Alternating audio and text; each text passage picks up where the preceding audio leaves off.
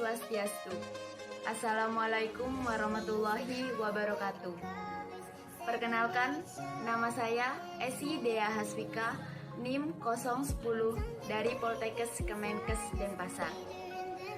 Sebelumnya, terima kasih kepada Ibu dosen pembimbing mata kuliah komunikasi serta teman-teman sekalian yang memberikan saya kesempatan untuk mempresentasikan materi tentang komunikasi organisasi.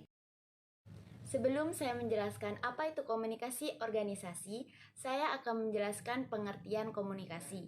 Banyak sekali pengertian komunikasi menurut para ahli.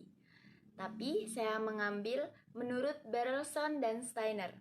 Komunikasi adalah suatu proses penyampaian informasi, gagasan, emosi, keahlian, dan lain-lain melalui penggunaan simbol-simbol seperti kata-kata, gambar-gambar, angka-angka, dan lain-lainnya. Dapat disimpulkan, komunikasi adalah proses menyalurkan informasi, ide, penjelasan, perasaan, pernyataan dari orang ke orang atau dari kelompok ke kelompok.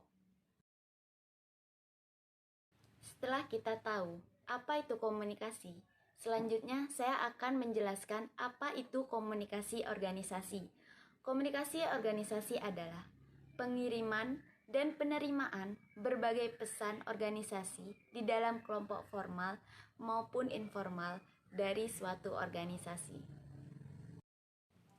Selanjutnya, saya akan membahas tentang model komunikasi organisasi. Terdapat 3 model komunikasi.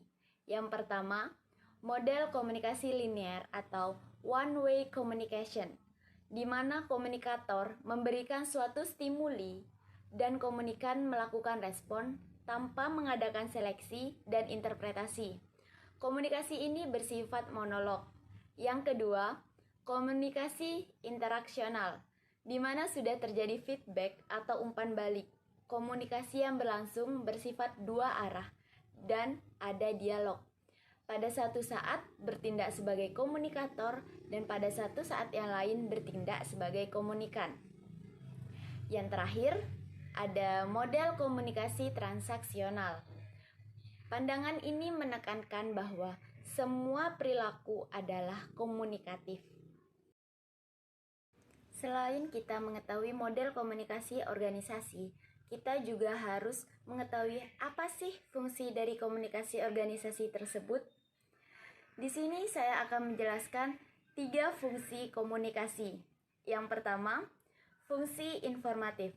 Maksudnya, seluruh anggota dalam suatu organisasi dapat memperoleh informasi yang lebih banyak, lebih baik, dan tepat waktu.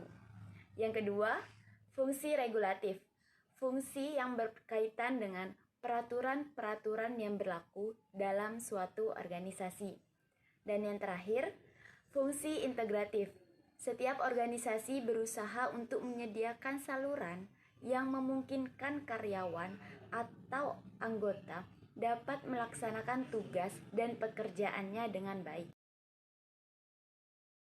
Setelah kita mengetahui apa itu pengertian komunikasi, model komunikasi organisasi, fungsi komunikasi organisasi, dan yang terakhir, saya akan membahas tentang hambatan komunikasi. Terdapat 8 hambatan komunikasi organisasi. Yang pertama, hambatan dalam penyandian atau simbol. Terjadi karena bahasa yang digunakan tidak jelas, sehingga mempunyai arti yang lebih dari satu, atau bahasa yang digunakan terlalu sulit untuk dimengerti. Yang kedua, hambatan media.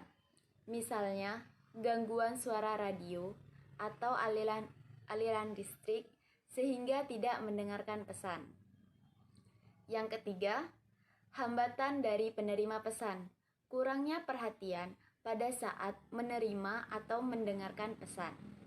Yang keempat, hambatan dalam memberikan respon. Respon yang diberikan tidak menggambarkan apa adanya, tidak tepat waktu, ataupun tidak jelas. Yang kelima, hambatan fisik dapat mengganggu komunikasi yang efektif, misalnya gangguan kesehatan kepada orang yang tunawicara. Yang keenam, hambatan semantik. Terjadi karena kurangnya pemahaman dari penggunaan istilah atau bahasa yang terbelit-belit, dan perbedaan bahasa yang digunakan. Yang ketujuh, hambatan psikolog.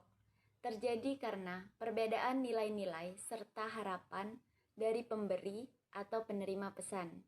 Dan yang terakhir, hambatan manusiawi. Adanya faktor emosi dan prasangka pribadi dan persepsi pribadi.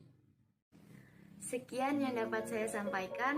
Saya ucapkan terima kasih kepada Ibu dosen pembimbing mata kuliah komunikasi serta teman-teman saya yang telah memberikan saya waktu untuk menyampaikan materi tentang komunikasi organisasi. Mohon maaf apabila ada salah kata.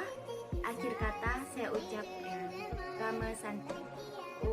Santi Santi Santi. Wassalamualaikum warahmatullahi wabarakatuh.